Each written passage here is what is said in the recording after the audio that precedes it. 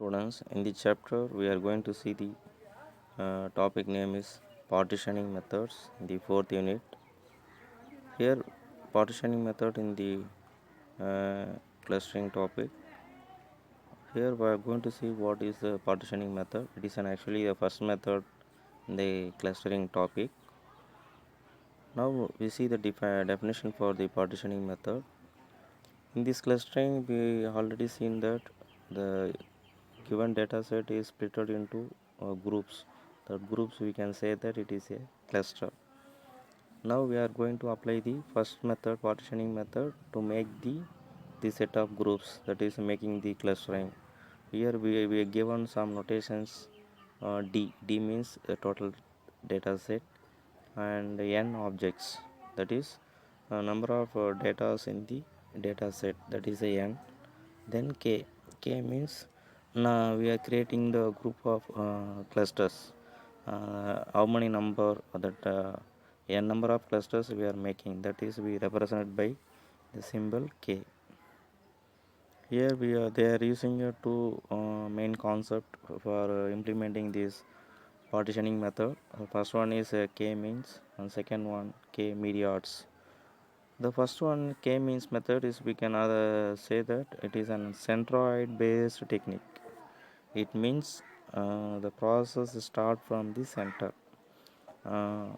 Here they are using some keyboard. When we are creating the cluster in this by using this k means method, here the resulting will be the intercluster similarity is high, intercluster intracluster intracluster similarity is high, intercluster similarity is low. We know intra and inter.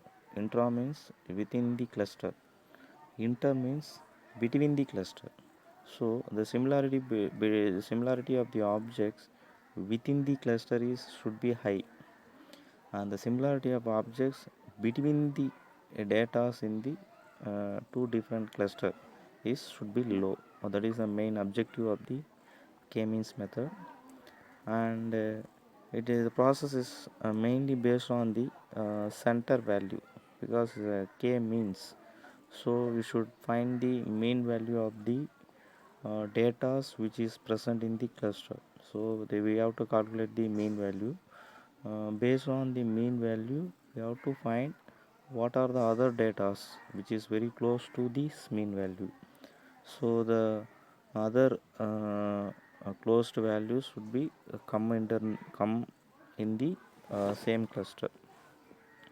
So when we are calculating the mean value, that will be considered as a center of cluster. That is, we are saying that it is on centroid, or is a center of gravity, because based on this mean value we are finding the other datas, and other datas, and calculating the value of other datas and bring them into cluster. So we are telling the algorithm. In this algorithm they are calculating they are calculating and finding the value of other data objects, and find out which one is very close to the mean value of this cluster. If the value is very close to this mean value, so it has to be bring into the cluster. So this is the main process. Here we are having the input number of clusters. How many number of clusters we are going to make. D is, you know that it is a data set. In this method they are creating the clusters with the datas. The data value should be very close to or similar to the main value. Here also given this strength. This strength is relatively scalable and efficient in processing of large data set. When we are considering or measuring in the very large data set, this method is very efficient. And weakness is need to specify the k. It means, so we have to find out, we have to tell that how many number of clusters we are going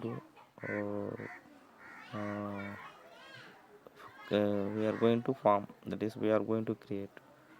Then it is unable to handle the noisy. That means based on the mean value you are finding the data which should be come under the cluster, and we have to neglect that what are the noise and outliers, which means the value, the data which is not relevant to the process.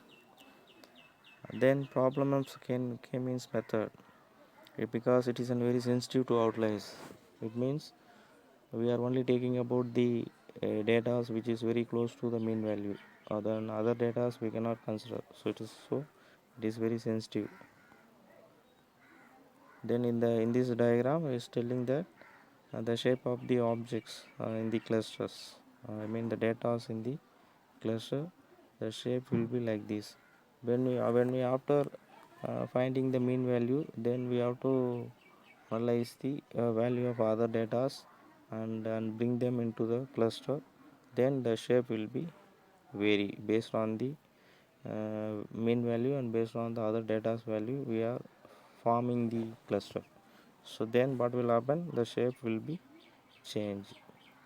The second one is a meteoroids. The first one is k-means. It is an center based technique. It is an meteoroids. It is an object based technique. In this method, it is find out the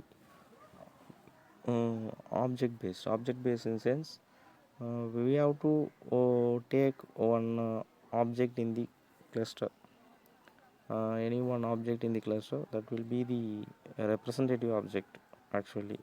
So we have to choose one object is the representative object. Based on that representative object, we have to find out the remaining objects in the cluster, which one is very close or which one is very similar to the representative object. So first of all we have to take one representative object, one leader like that. Then based on that object we have to find out and we have to calculate the remaining data objects in the clusters. That is the second method. In the second method we have the PAM, partitioning around meteoroids. Here what will happen, if one meteoroid means, so we have to we randomly select one representative object. Based on that representative object we are finding and we are calculating the remaining object. So that one is meteoroids. That meteoroid is replaced by non-meteoroids. First we select one representative object, that we say that it is a meteoroid. Based on the meteoroid we are finding the other values. Similar that after using that first meteoroid we have to replace with some other non-meteoroid, means we have to use some other data in that place. So after the replacement we have to use that new meteoroid as a center point. Based on the center point we have to calculate the other values in the clusters. Then this is a diagram. First we choose one representative object, that will be the representative. Based on that representative value we have to find the similarity between the other object in the cluster. After that we replace the meteoroid object with some other data object, that is non-meteoroid. Then we take it as that one is a representative. Based on that representative we have to calculate the remaining data in the clusters. So this is a method. So the process will be do like a loop. So it will be going on until there is no data in the data set. The process similar in the algorithm, that is we have to give the data set as an initial input. Then we have to find the n number of, that is k number of clusters. So we have to find the k number of clusters. So we have to form that. The process repeat until there is no change. That is there is no other new data object in the cluster. And here the partitioning method have the two methods, that is CLARA, clustering large application. Here what will happen, some portion of the actual data we take it as a representative. Here some portion of the actual data we take it as a representation. Based on that representation we have to finding the remaining data in the cluster, remaining data in the data set. So based on that representation of data we are finding the similarity in the other data in the data set. So this process is Clara. Then second one is Clarence, clustering large application based on randomized search. Clarence is a combination of two techniques, that is PAM. PAM means when this one centroid is replaced by the non-centroid medioids, so that is the PAM.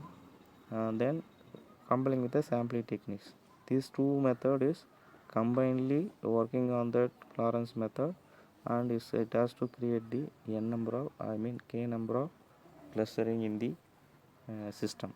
So D is the data set, that is an input, and K is the K number of clustering we have to create, we have to form, and N is the N number of objects in the data sets. So this is the data which is processing in the technique. Thank you.